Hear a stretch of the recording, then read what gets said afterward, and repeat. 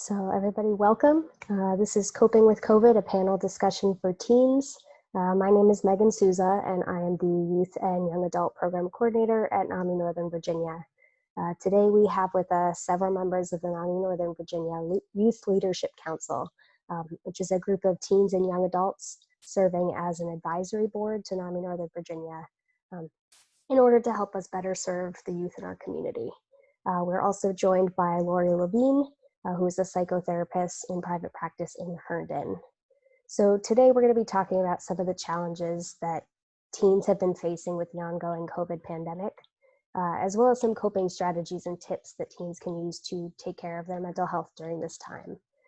I have several questions for the panelists that we're going to jump into in just a minute, but then we will take some time to open it up to audience questions if we have time. So feel free to comment on this video at any point, and we will try to get to your question if we can.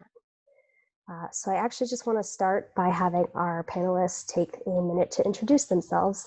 So we'll start with our Youth Leadership Council members. Why don't you start by telling us your name, age, grade, school, and what got you involved with the Youth Leadership Council? Daniel, do you want to go first? Yep. Hello, I'm Daniel Hong, and I graduated Oakton just this year, and I'm planning on attending UVA. I joined the YLC because I felt like the way that us teenagers talked about mental health and the way we addressed it was kind of sad in a way, because we didn't really know how to talk about it or where to go for help. So I joined this team to see what we can do about it and to start actually talking about and addressing the problems that teenagers face on mental health. Hi, my name is Jimmy. I am gonna be a senior at Annandale High School, and I joined the YLC because I think that there is still a very long way to go when it comes to mental health stigma, either within younger generations or older generations. And I also think that even in schools, there could be a lot more proactive solutions to mental health. And yeah, I'm just excited to be here. Thanks, Jimmy. Hello, my name is Sam Lifford. I am 17 and I'm a rising senior at St. John Paul the Great Catholic High School. And I joined NAMI Northern Virginia YLC because mental health is a topic that's very close to my heart, as I struggle with mental illness, and then I have multiple family members and friends who also struggle. And knowing what they go through and my experience with it, I can tell that it's still very stigmatized, and I know that as a community there are better ways that we can approach the mental health topic. So I am trying to find any way that I can to give back to my community and to make my school and my work, wherever I am, a safe place to talk about mental health. Excellent, thanks, Sam. And Laurie, would you take a minute to introduce yourself and give a little bit of your background? Sure. I am Laurie Levine, and I'm a licensed clinical social worker. I practice in Herndon, Virginia. I have been working with teens for like 100 years, and I love working with teens. I also work with families, like families of these teens and families in general. I do work with adults and younger children, but I would say at least 60-70% of my practice is teens. And I have a specialty also working with adopted teens. So that's another piece of what I do. And I'm just so excited to be with these teens and here. I'm just so thank you for let's break the stigma together. Great. Well, it's really great to have you all here. Very excited to be having this discussion. So I just want to start off by asking, how are you doing right now and in general? I guess the two primary feelings that I'm cycling through right now is boredom and anxiety. Like last month, everything was closed, it was shut down. I couldn't go outside or do anything. And all throughout the headlines that you saw on the news, it was just, it looked crazy, like the state of the world. And so right now I'm still trying to deal with those feelings and trying to address them. But I think that at least I have a place to be. At least my family isn't going through some chaotic economic interruption because my family is stable enough, and I'm very grateful for that. Yeah, I agree a lot with what Daniel just said. Um, I think that there has been a lot going on, like obviously, but I am starting to get used to all of it, and I've just been thinking recently about how a lot of it, like I can't control, and I'm trying to think about ways to just like manage the things that I actually have control over, and yeah, so I've been more peaceful than when this all started. I agree with Daniel's point, or I like that he made the point that he was grateful, because I am very grateful that all my family members are healthy and we didn't suffer any economic problems. We're all at home. But I will say, like, it has been hard to go from being bored and having classes online, picking up pace at the same time, working and trying to have a social lifestyle as a teenager. So right now I'd say hectic. I'm doing, one day at a time.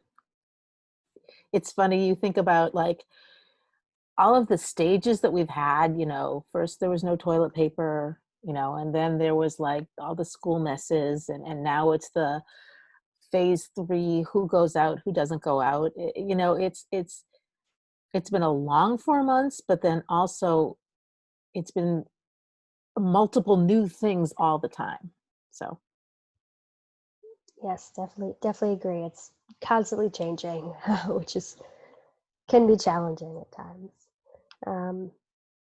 So I want to ask you guys, what's been the biggest challenge of this ongoing pandemic for you personally? What has been the biggest challenge that you have faced in your life?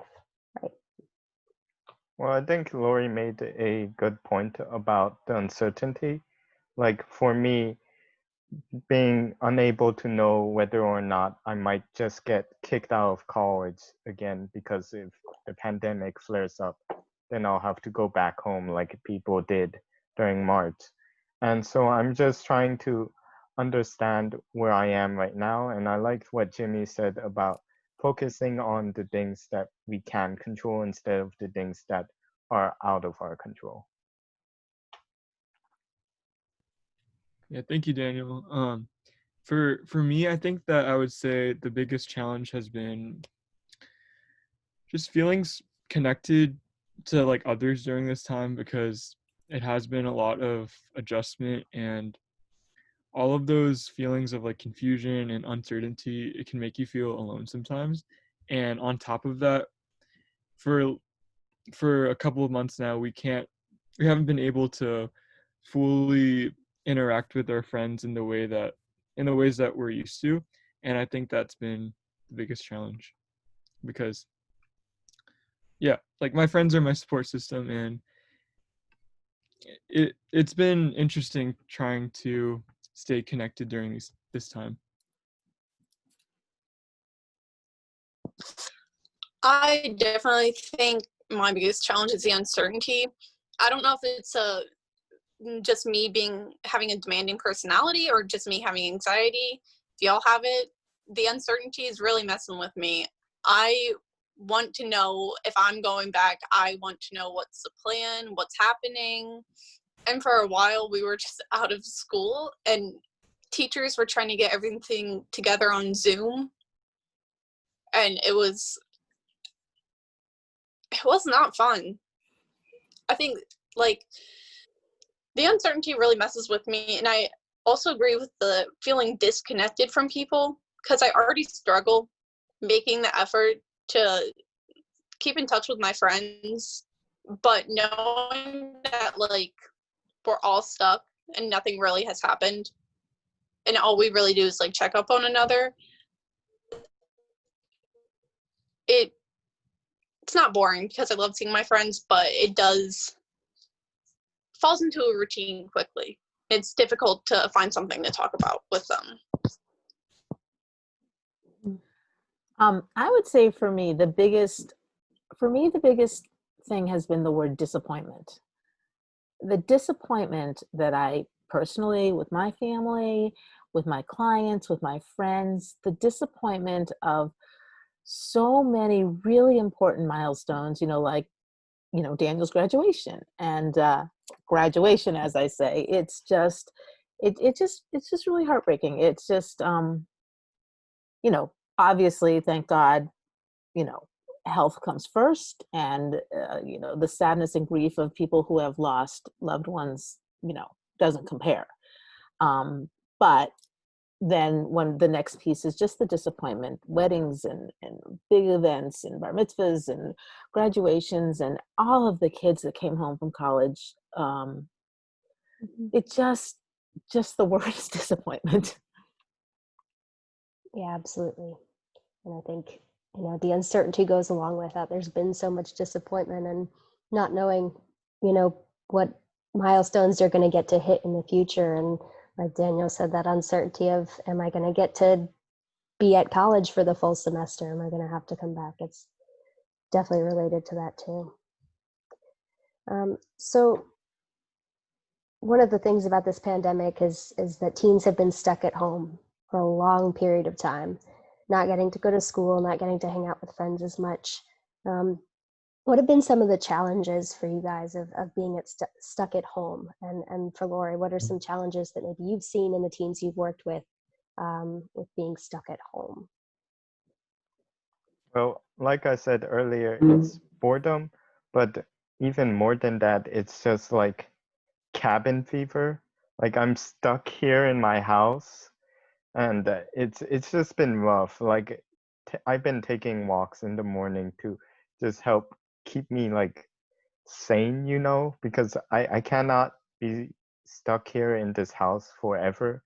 And I think that that's just the biggest challenge for me is like I want to be out and doing things, but I can't. And even now, like as things are opening up, there's always that thought in the back of my head about if what I'm going to do is going to endanger me and my family.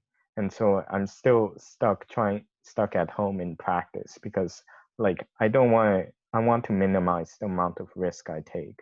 But walking in the morning has definitely helped. For me, I would say that being at home has definitely taken a toll on both my mental well-being and my physical health. In terms of like physical health, I'm someone who really likes to spend time like swimming, and I haven't been able to swim in a really long time, and I don't know when I'll be able to. So it's been like kind of hard to get myself in a good exercise routine. But something else is that since I'm at home so much now, all of my workspace, my home space, and just like everything has to be in the same area, and it's been a little bit hard doing like everything in my room, and especially since I live with like a lot of people, so it's like a matter of boundaries. Sometimes they get pushed, especially since I'm always at home.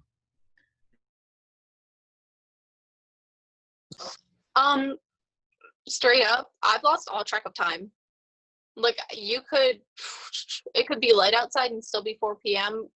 and I would be surprised if you told me that. To me, it feels like 12 o'clock. And that really stings because I feel like I'm wasting my time doing nothing but just like sitting on my phone or just like, I don't know, maybe one day I want to stare at the wall for a good hour. So I feel like I'm constantly wasting time versus like when I was out, like going to school and running errands, I always had somewhere to be. and I always had a schedule, but just not really having a schedule anymore, really not having anywhere to go, that I struggled with that a lot. And I've also struggled with finishing things. It's really hard, especially we're cooped up, so it should be easy because we're not really distracted by anything else, but it's become very hard for me to like finish a movie or like a book, some of like the simplest things, where usually I would say I'm too busy to read right now, like I have to study for like all my AP exams, but I have more than enough time to, but I just didn't, because it was hard for me to just sit down and read. So I think I've been struggling with time and finishing things. So one thing I think has been a really big challenge for a lot of teens is the teens that struggle with like having conflict in the family. You know, we all have fights, we all have conflict. It's normal, we're supposed to. So I've worried a lot about, you know, all the teens that are like at home all the time with their parents, and then the buttons are pushed. The parents' buttons are pushed, the teens' buttons are pushed, and then there can be conflict and arguing. And then normally, if you have an argument with your parents, you know, you go and see your friend and, you know, vent and then have fun. Well, that's not happening either. So it's just this messed up, you know, situation. And then the other thing is like, I have friends who, you know, the families are great and, you know, they love each other and they play board games and all this fun stuff, but they're like, okay, somebody has to leave because it's just been too long. So that's another part. So that's not even for conflictual families. It's just like for, you know, all families. It's like, we're seeing arguments and people getting frustrated that we wouldn't normally because we're on top of each other. One other thought I have is this idea that each family has different rules, okay? So I think in the beginning, most families that I spoke to were pretty tight, right? People weren't going out. But slowly, as these phases are coming, rules are changing. So there are some kids who are staying at home, you know, staying at home, being careful. Maybe there's, you know, an elderly, you know, family member that lives with them, so they need to be extra careful. But they see their friends on Instagram or whatever, going to parties, going to beach week. Who knows what they're doing? And that, you know, there's this big FOMO, fear of missing out, that I think some kids are having. And it's, you know, as an adult, it's confusing too. I see friends going out, going to restaurants. Some people, you know, what I've learned from all this is we can't really judge. You know, everybody has their own comfort zone and we can't judge. We try not to judge what other people are doing. Absolutely. So thinking about, you know, some of these challenges of being stuck at home, what have been some things that your family members or maybe your friends have done that have really been helpful to you, very supportive during this time? And maybe Laurie, you could touch on what are some things that maybe family members or friends can do to support the teens that they know? Well, for me, what has helped me the most is honestly memes, like just jokes about the situation. Like, I think humor goes a long way towards making this whole coronavirus thing understandable, and like just being able to laugh with them a lot has always helped me whenever I've been struggling with something.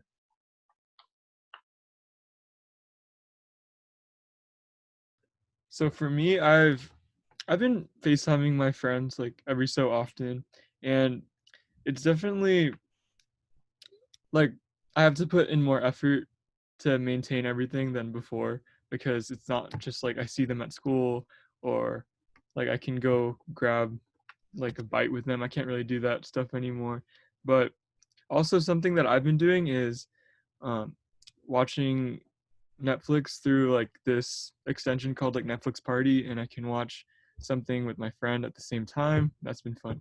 So I think for me, I've been spending a lot of time with my family, time that we don't usually have because my parents are always at work. I'm always at school. My sister is in college far away. So I think just being present and we all like get together and play like Trivial Pursuit or we play Jeopardy while it's on. I just think we do have like family time at the end of the night, really. We're all just sitting in the living room. So just I think acknowledging that we have this time and being present with each other, not really on our phones, I think that's helped me a lot. I think what the adults, parents or whoever, can do to help the kids is just to validate how hard this is, that we didn't have this when we were kids. This is new to us, and I just really understand how hard this is. Excuse my language, it sucks. It sucks for these kids. And I think it may help them to know that their parents get it. In between, clean your dishes and take the dog out is, I get it. This is not easy for anybody, but as a teenager, it's particularly hard. Definitely new for all of us, but it's very new for teens, I think, and definitely difficult from what these guys have shared. So so this question is specifically for the Youth Leadership Council, and I know some of you guys have touched on this a little bit, but how have you been coping with isolation from your friends? Well, for me, it's talking to them on a daily basis, like just chatting through text and everything. Because honestly, for me, the best way that I talk to people is honestly through my writing, because I think that for me, texting has helped a lot because it gives me time to think about my response. And I feel like my conversations with my friends have gotten much more nuanced because of that. And I think that's like something that's a bright side of this pandemic. Like we've been starting to talk more about how we're feeling and about we how about our vulnerabilities really, and it's helped me connect much more than before. So I've actually started to see some of my friends, like the same ones. Like it's kind of like what Laurie was talking about with like comfort zones, and it's something that I'm comfortable with, even if it might not be the most like well-informed decision. And I think like ever since like maybe 2-3 weeks ago when that started happening, I've been feeling a little bit better. But and then I hear stuff about how like one friend like now has like coronavirus, so it's like it was like I'm starting to feel better, but then I hear stuff like that happening to people, and it's just like kind of hits you in the face. And I just think that it's gonna be hard, and it's gonna keep being hard for a while. And I'm just really trying to keep my head up and see the light at the end of the tunnel, and transition to more like virtual ways of interacting, even if it's not the same.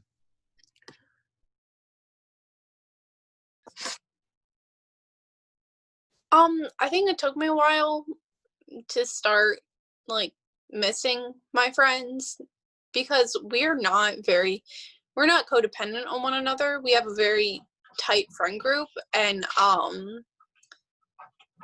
I mean, I don't think any of us really like talking over text or FaceTime. Like, we love being face to face in person and having fun together. But it kind of hit me hard, especially at the end of the year when my friends and I, like, in the morning, like, we would sit in, like, someone's car and, like, eat donuts and drink, like, sweet tea from Dunkin', or after school if I had a friend who like left tutoring the same time that I did. Like we would both like leave tutoring together and go like sit down and get Panera before we went home. So I think just like little things I feel like I took for granted, even though it sounds like kind of cheesy, but it's just the little things with my friends, like everyday things, that's hit a lot harder than like missing their birthdays or something, which also stinks, but like we've had Zoom birthday parties, so.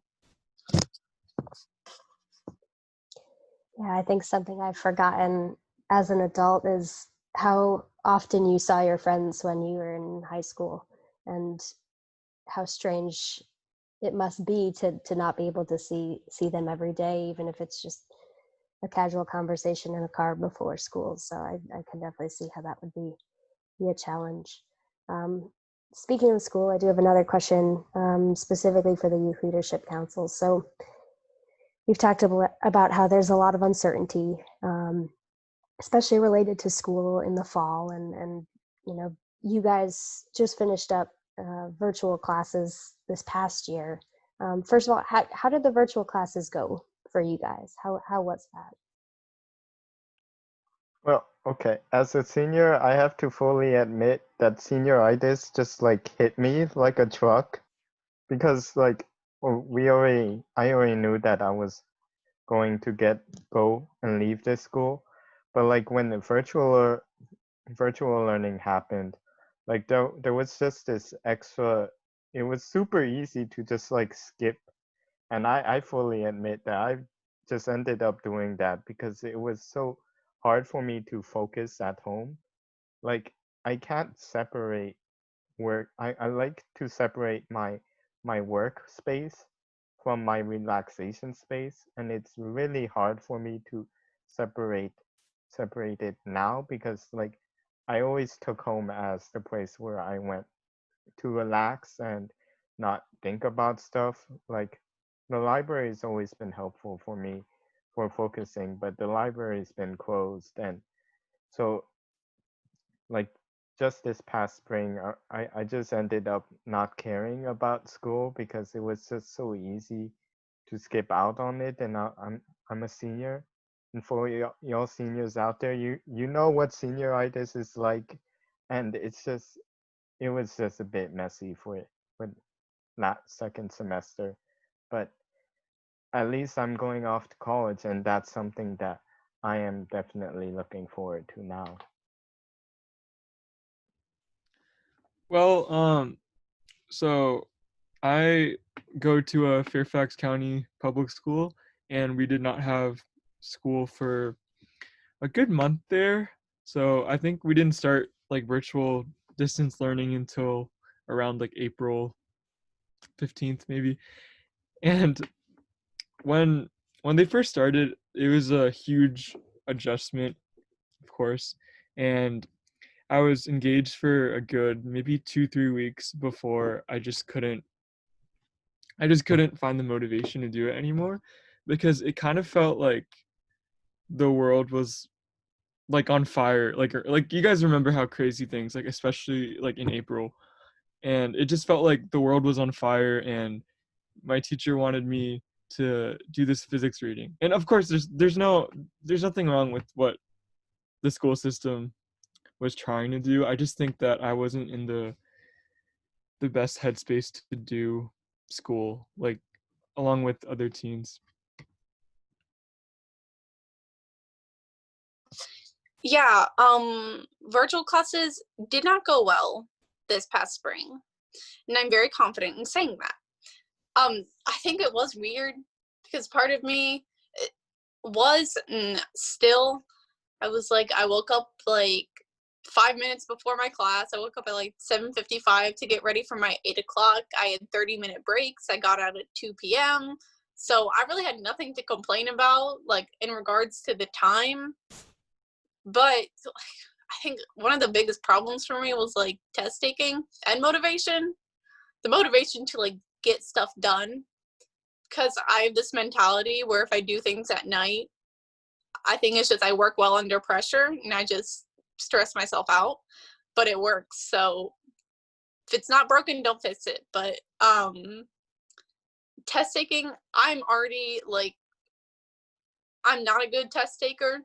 Like, I have a SAP and everything, but it's just, especially with one of my science classes, I had to take a full test online, on Zoom, and everyone's camera had to be on and their audio had to be on, and it was not open book. It was like a regular test like the teacher always gave.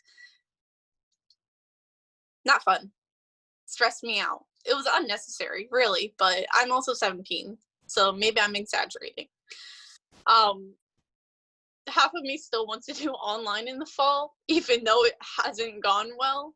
But then I also miss like being in the lab and doing things hands-on and like actually seeing my teachers and my friends in person and not having like a glitch through Zoom and like my teacher accidentally leaves and we're all just staring at each other. So I'm kind of 50-50 about the fall. So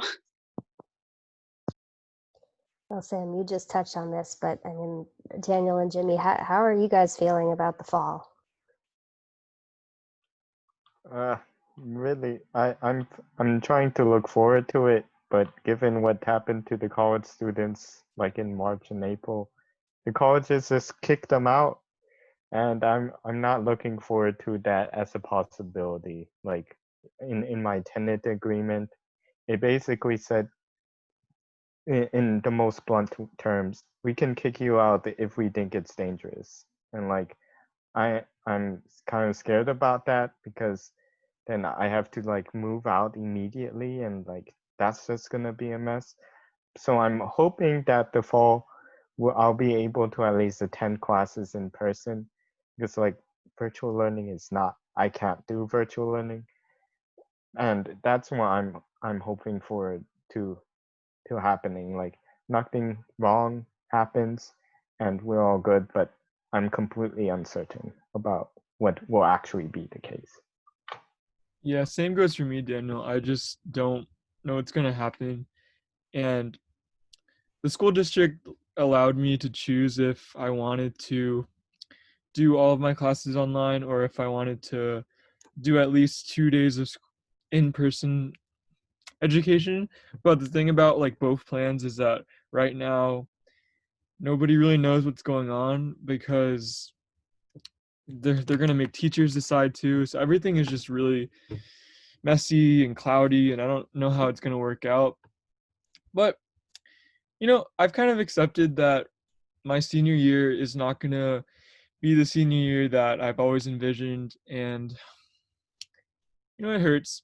It's kind of sad, but it's gonna be okay. Like I hope that I still get to have good memories with my friends in the end and end high school on a good note.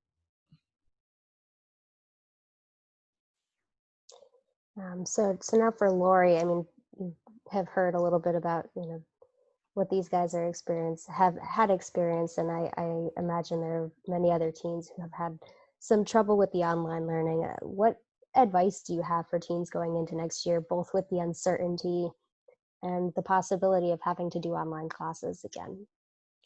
Well, first, I just want to say from April to June, the hottest topic in therapy was the parents are like, do your work, get online. And the kids are like, why bother? I'm not being graded.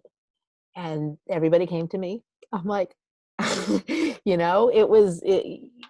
parents, some of the parents are like, I take this seriously. You have commitments. And the teens are like, I have all A's. Why? Why should I, or, I can't, the grades can't go down. They can only go up. And it was just this. So now that when June happened, things got more peaceful in the therapy session. So that was kind of nice. But I made a couple of notes, and what I was thinking about, it was sort of like, we all knew that it was just a hot mess in the spring. And I'm kind of thinking that everybody's hopefully realizing that we got to get serious. We can't, COVID is bigger than us, and we have no, like Jimmy both of you guys keep saying, the uncertainty. So learning is actually important. And part of me is thinking that part of me thinks that the grades are important, because it is what motivates. But then again, there's so many other issues, and I'm not an educator, I'm not a teacher, so that's not my issue. But what I talked about with a girl the other day, we were talking about, how do you learn best? Assuming that that you're learning from home. Where is the best way? Is it curled up in your bed underneath the covers, or maybe sitting at a desk, or sitting at a table, or going downstairs in the dining room? Uh, Getting up, having a normal sleep schedule, getting outside, doing some exercise. It's sort of like, how are you going to learn best? Because in some ways you've got to own it, right? Eventually, all of the teens are going to want to get educated, or feel they should get educated. And so it's just kind of a matter of, it was in a way kind of fun or silly or whatever in the spring, but I think now it's just got to get more serious. I have a couple questions that are specifically for Laurie. I mean, if Daniel, Jimmy, or Sam, you're welcome to chime in if you'd like, but I'm going to direct them first towards Laurie. So how can teens tell the difference between a typical amount of stress that's caused by everything that's going on and maybe some mental health challenges that might need some further attention? Okay. So everybody has stress. Stress is normal. In some ways, stress is healthy, right? If you have a little bit of stress before an exam, it's going to motivate you. I had a little bit of stress before doing this, but I got motivated to make some notes. And so it's like, a little bit of stress is healthy, and we all have it. And we've all had more than our share of stress since COVID hit the earth.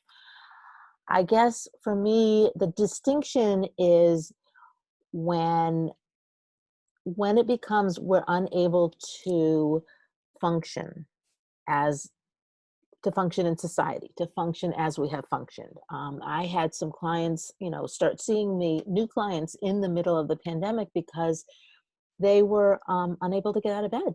They were just started feeling very depressed, very anxious. They started feeling like they had no interest in anything. These are all, symptoms of depression. And so that's when it became not just stress about COVID and stress about school. It became bigger.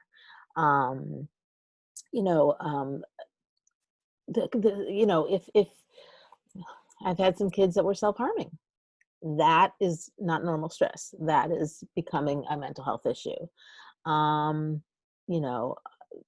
Sleep issues, severe sleep issues. Lots of these kids have been staying up all night and sleeping all day. That's not sleep issues. But, kids that are really struggling with sleeping, falling asleep or staying asleep, eating, some kids, unable to eat or overeating. It's like, all of these are symptoms of depression that go beyond stress. I've also had some kids overly stressed about COVID, to a point where it's more than just we're all stressed, unable to leave the house, unable to participate in things that are clearly safe. And so that's when it becomes, more than just stress. Thank you for that. And I just want to say, if anyone is watching this and you are experiencing any of those things that Laurie mentioned that might be outside of the realm of just typical stress, please reach out to a trusted adult.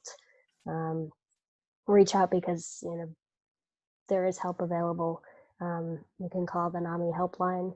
I can post the number in the chat a little bit later of our helpline number and email. But definitely reach out if you are experiencing those kind of levels of stress. So for any teens who are struggling at this time, what are some coping strategies or self-care tips that they can use to take care of their mental health during this time?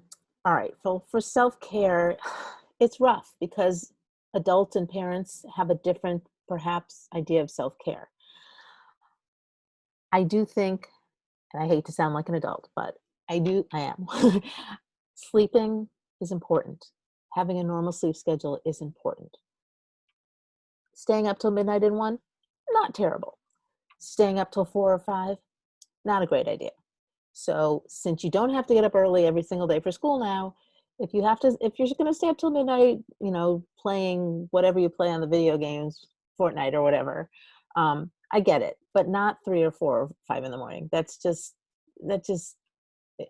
not healthy. And I have so many kids that are in their room all day, every day. Get out of your room. Get out of the house. Fresh air. I mean, I know I sound like my great grandmother, but fresh air actually works. It's good. Vitamin D from the sun. It really makes a difference. Daniel was saying that he walks every morning. I can't tell you how important it is. And I have so many of my teens, their parents are like, go outside, go outside, go outside. And I think the teens are like so annoyed and pissed off that they won't go outside just to spite their parents. And I'm like, do it for yourself. Don't do it for your parents. You know what? Sneak out. Don't tell your parents. Just get outside. It's really, now it's humid as anything, but the evenings are nice. Just get outside, sleep regular. That's the self-care stuff. Eating, we all know how to eat. Whether or not we're going to do it right is another story. So for the coping strategies, now I tell teens this all the time. I have some good coping strategies, but I always tell them they're a little weird. You're going to feel a little uncomfortable, but I kid you not, after we do them, they're like, oh, that really helped. So one of them is breathing exercises. I always tell kids, I'm like, I know it feels weird, but I really want you to get really comfortable and close your eyes. And then we do some breathing. What I tend to do is I say, breathe in for a slow count to 4, pause, and then breathe out for a slow count to 4. And we'll do it. We've done it. I've done it virtually. I've done it on screen. I've done it in my office. And I kid you not, most of them, not all of them, but most of them were like, wow, that really helped. So that's a good coping strategy. Another thing, it's called deep muscle relaxation. And I'll just quickly run you through it. So you do the breathing, and then what you do is you go from your toes to your feet, to your legs, to your butt, to your hands, to your shoulders, like head, shoulders, knees, and toes. You do your eyes, your jaw. So what you do with each muscle, one muscle at a time, like you clench it for 5 seconds and then release it for 5 seconds. Clench it for 5 seconds and release it. And when you release, like, pay attention because it feels wicked good. And then at the end, you do your whole body. So every single muscle twice. And it just, like, I tell a lot of kids who they have trouble falling asleep, it's really helpful. If you're really stressed, really helpful. So those, I think, are some good coping things when you're just lost. I think that's it on my notes. Thank you. I know I've definitely done a lot of the breathing personally during this time, and it's can say it's been helpful for me. So thank you for sharing that. So back to just a question for everyone. What is something that you would like the general community to know? So parents, teachers, other family members, healthcare providers, or maybe other teens. What would you like the community to know about what teens are coping with right now? Well, I think the first and biggest thing is to just listen. Like all of the time, from my parents at least, I talk about stress and they all attribute it to the like teen moods and whatever. And just being able to hear out someone else's problems without saying anything about it has been very helpful for me.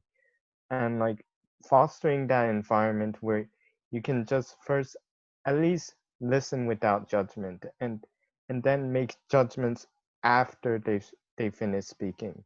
Because if I feel like I'm being listened to, then I'm more willing to talk more about my problems and my issues, because I'm not gonna talk to someone who's just a brick wall. But the other thing is also to be able to speak out in the first place. Like the way that, at least in my experience, teenagers face mental health is that they either trivialize it or they don't talk about it at all. And I think that both of those things aren't good to do. They aren't healthy.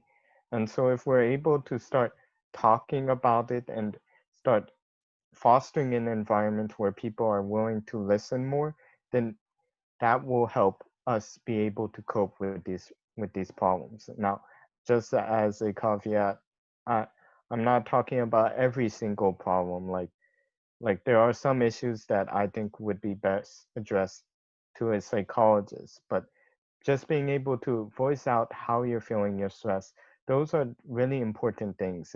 It's bad to keep them all in. I mean, like I've experienced it and I've been struggling with it my whole life, not being able to articulate myself and my feelings, but I'm doing it more. And what I've realized as I continue to do it is that it's really, really helpful just to be able to say how you're feeling, because then you know that others are going through the same thing as you. And I just want to say, I can't stress this enough. Just listen. Yeah, I really agree with what Daniel just said. And as a teenager, I'm someone who, like you said, I don't want to talk to a brick wall or someone who isn't going to be responsive, but I also don't want to talk to someone who isn't open to the conversation in the first place. Um, I feel like having like even like a conversation that we're having right now, it isn't something like in my head, that's not something that's like normal in like say like at the dinner table like with your family. Like we just don't talk about mental health like enough, and especially like during this time we need to prioritize these kinds of conversations and make sure that we can listen to how everyone's doing as best as we can.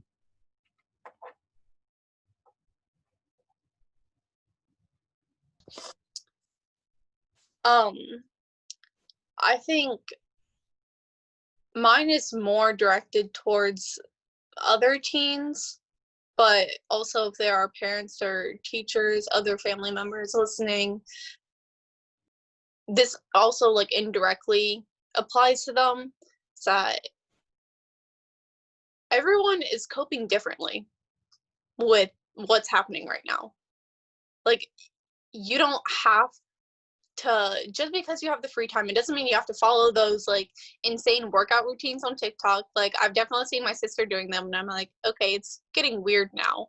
Or I've like heard my friends talk about them going on like 3-mile runs, and I'm not. I'm enjoying my time just reading and sitting with my family, and it's not a bad thing. Like there's no like right way to spend your time. Like you could, I'm not bashing anyone for doing exercises from TikTok or running 3 or more miles, even like half a mile.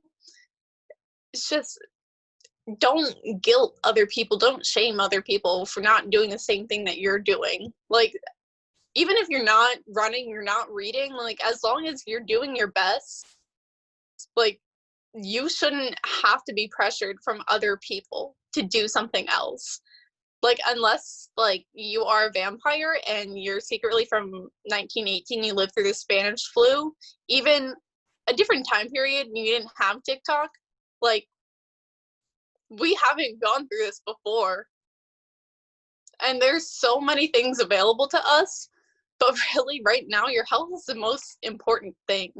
And especially what Laurie said earlier, I think it's also, I really appreciate what she said, especially about the typical amount of stress caused by the pandemic versus something that needs more attention.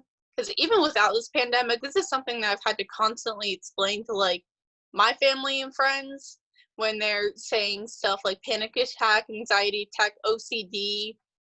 I'm like, girl, I feel like I'm constantly like on the last lap of like Mario Kart. and I'm in like first place, and I see a blue shell coming towards me. Like I struggle with OCD, I struggle with an anxiety disorder and a mood disorder, and I'm not belittling people, but it's hard. Like it gets to the point where you literally cannot live your day-to-day life. And with other teens who are coping with that, and this goes towards their parents, guardians, even their siblings, like you can't brush them off. Everyone is going through a hard time right now, but we're all coping with it differently. Just because, like, let's say Jimmy is like running 5 miles every day because he's doing like dry runs for swimming, and I'm like sitting here like staring at the ceiling again, let's say that, like, okay, like I'm eating well, I'm sleeping, there's nothing wrong with that. Like you do what you need to do. Like I'm in no position to judge. I don't care what you're doing as long as you're safe and seen. I love that stuff. Thank you, Jimmy. So I feel like I shamed you to tell you go outside. If it's best for you to look at your ceiling, go for it. The coping thing, I really was thinking a lot when you guys were talking. I think the community needs to know that teens are bored. You're bored. I get it. You're totally bored. Many of you can't find jobs. At least when you had school, there was school. You can't go out. It's summer, so a lot of people are bored in summer anyhow. And you know what? Sometimes boredom, we got to be careful because boredom can lead into, what do I want to say? Risky behaviors. So that's maybe something that the community should know. The other thing I was thinking about is just like, think about how full all of our lives were. We had sub-communities. We had school, we might have had, religious stuff. Jimmy had swimming. We all had like different, we had our big community and then we had sub-communities. And now it's like been basically taken away. I mean, sure, we get a lot of zooming with our little communities. And it helps, it's good. Thank God for technology, but it's not the same. And, we've all gone from really very rich lives to simple lives. And in some ways that's good. A lot of people have had time to slow down, and like paint walls and do scrapbooks, but 4 months is a long time. So I think I'm good there. Yeah. Thank you all. I think those are all fantastic answers, and so thank you all for sharing. Just want to remind anyone, if you do have questions, now would be a great time to comment. We're running a little bit short on time, so we'll see if we can get to anything, but please send those in now. I am going to move on to my last question. What are you most looking forward to when it's safe for us to return to all of our normal activities, all of our typical activities? What are you looking forward to the most? Well, that's an instant answer for me. College. Like, I keep hearing about how college is far, far different from high school, and high school life for me has always been stressful. I'm looking forward to having the freedom and independence and being able to just like figure out my own life without having like my mom and dad tell me what to do. So it's just college. So, like Laurie said, I think that we've all been struggling, or like a lot of teens have been struggling with their sleep schedule. And so on May 6th, like I have my phone here. On May 6th at 2:32 a.m., I just did like a mental exercise and I wrote down a bunch of things that I was looking forward to once everything was back to normal. I'm not going to read all of them, but something that I wrote down is starting a new school year and all the joys that come with that, driving my friend to school and groaning because we don't want to get out of the car, getting boba, group FaceTiming with my friends who are going to college as they get settled in their dorms and start bringing their dreams to fruition, And yeah, it's a lot of stuff like that. But mostly I miss my friends. Hopefully we can have a big group hug after all this. I am looking forward to like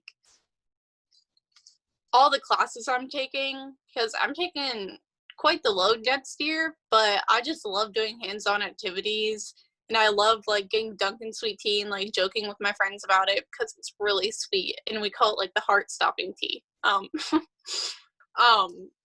but I'm looking forward to just getting back to school, really, even though I kind of don't want to go, and seeing my grandma again, because she's kind of old. So we've like put her on house arrest, and even when she was like, I'm gonna go to church now, I went, I don't think so. I think you want to stay home. But overall, I am very excited to see change when we get back.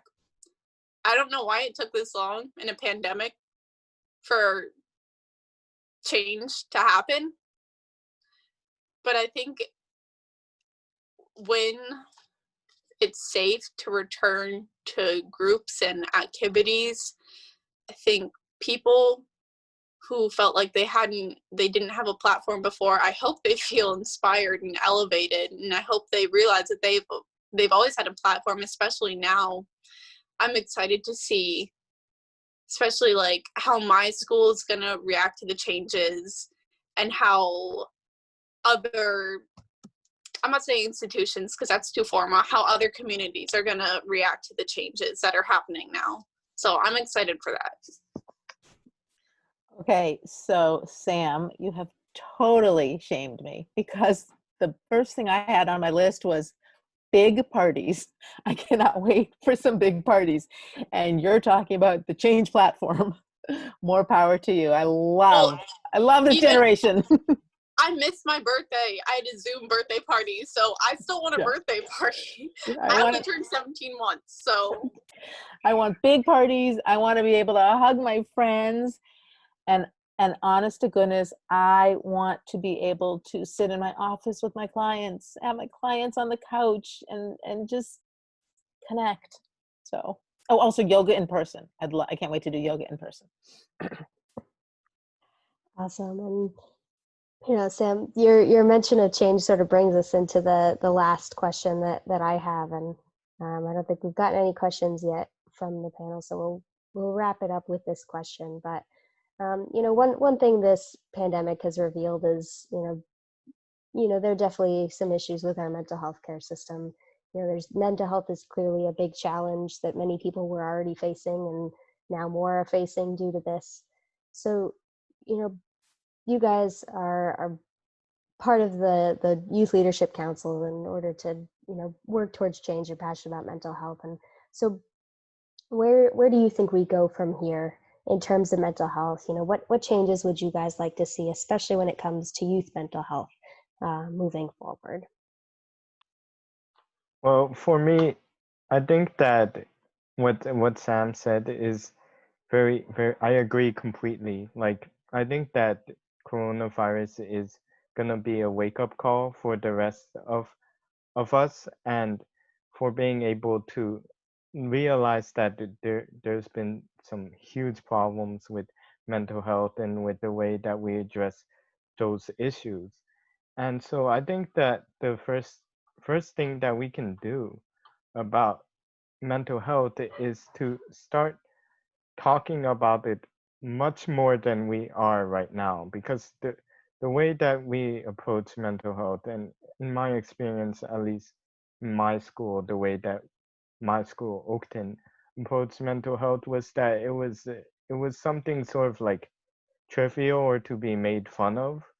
But I think all of us deep down knew that this wasn't something to be laughing about, but something that we should take seriously and begin to understand and talk about, and like just be able to show how we're feeling, how to articulate that, and being able to express ourselves more fully rather than just trivializing and pretending it's not an issue, because that's something that I used to do because I didn't want to think about it. But I now realize that it's far more important to air these issues out rather than keeping them in. And to do that, we need to be able to listen more and be able to be willing to be more vulnerable to people and talk about our problems, our struggles, because then in that way we can begin to understand that we're not alone, that other people face these the same problems as us, and if we're together we're much stronger than if we just keep everything to ourselves. I hope that all of this time at home and all of this time slowing down has given people like of all ages the opportunity to really step back and evaluate the relationship that they have with their own mental health, because I think that is just something that people like. I'm not saying it's any easier now to really like accept like issues with mental health. I just hope that that conversation will start up more frequently now. But when Megan, when you were asking about what kind of change I want to see from society when it comes to mental health, I like immediately thought of like the school system and how the school system needs to do better when it comes to mental health solutions. Because I think right now the way that they approach it is still very stigmatized, and a lot of the actions that they take are reactive and they're not proactive. And yeah, I'm thinking about how there's going to be all of these students getting back, like coming back to school, like however that may be, and they're going to need the resources when they do come back.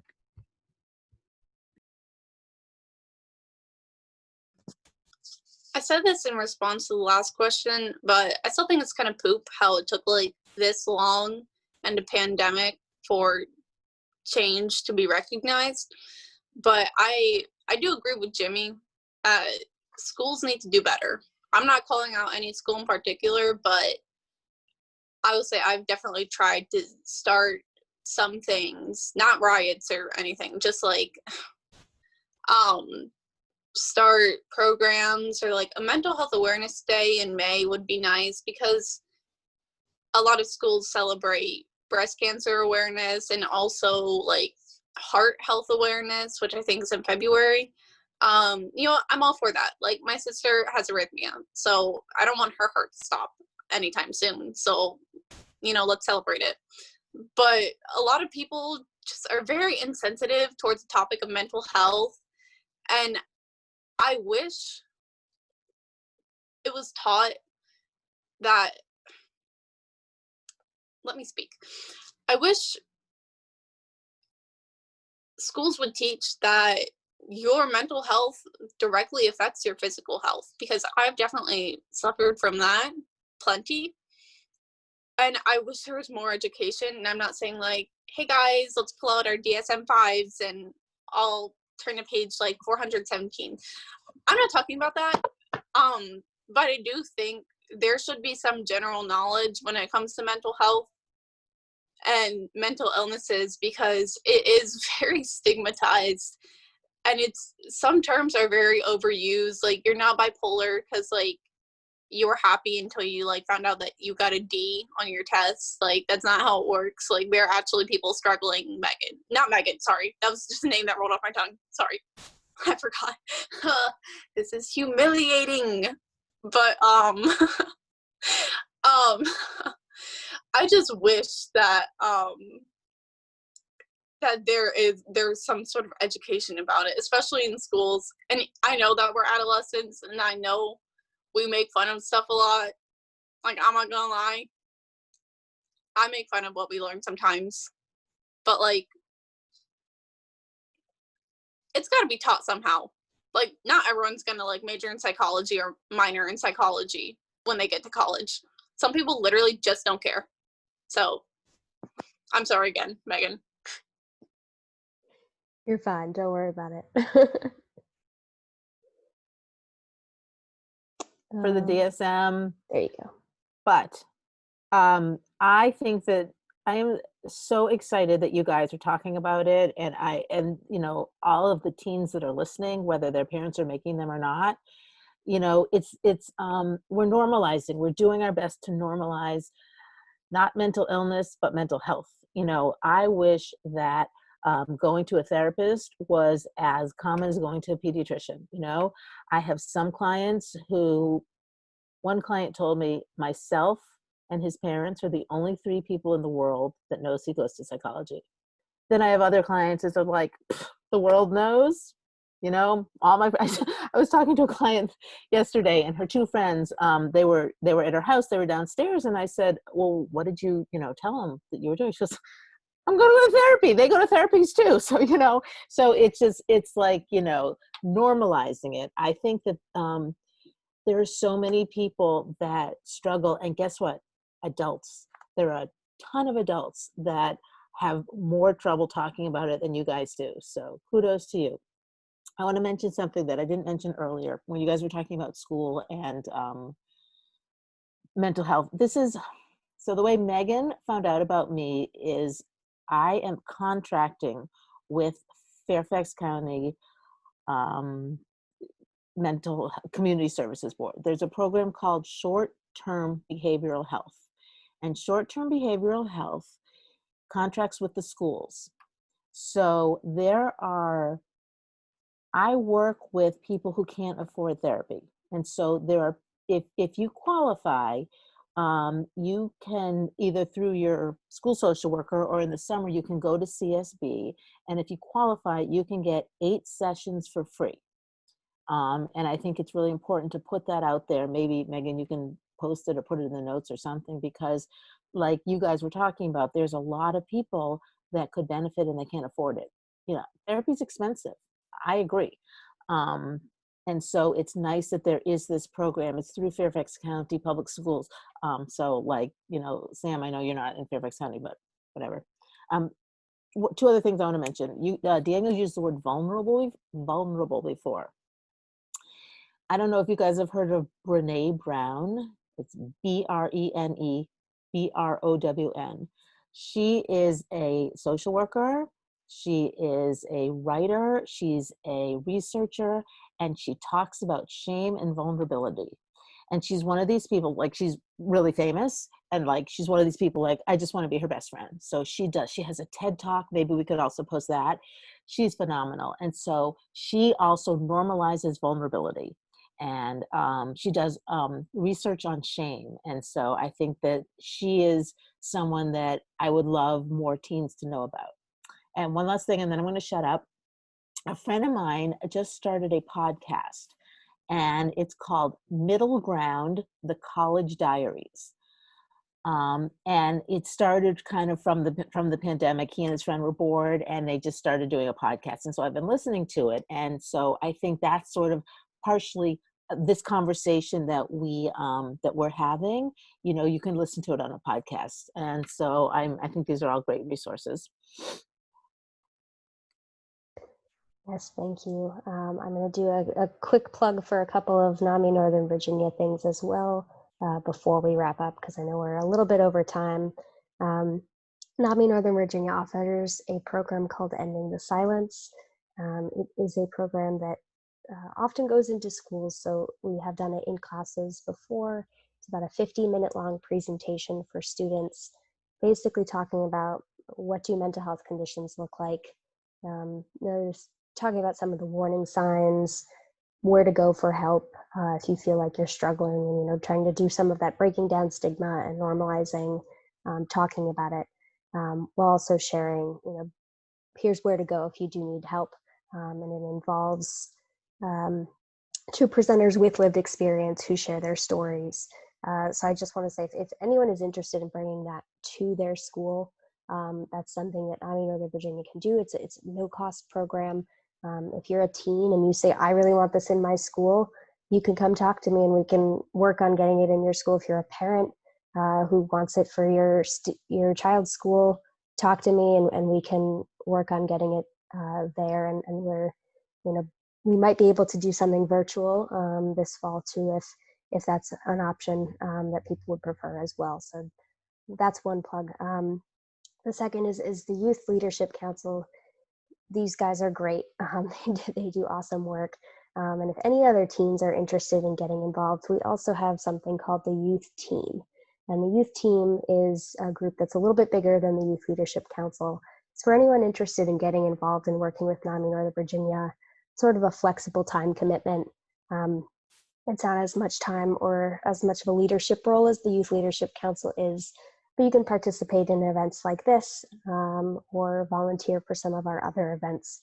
And I'm gonna write my email in the chat. So if you have questions about any of these programs, you can send me an email. I do wanna wrap up because I know we're getting to the end, but we'll make sure to share some of these resources on this post and any contact information. I just want to thank all of our panelists for being on today. You guys were wonderful. Thank you so much for having this conversation, for being a part of this. And I'm excited to see the work that we're going to continue to do moving forward. Thank you, everybody, for joining us, and have a great night.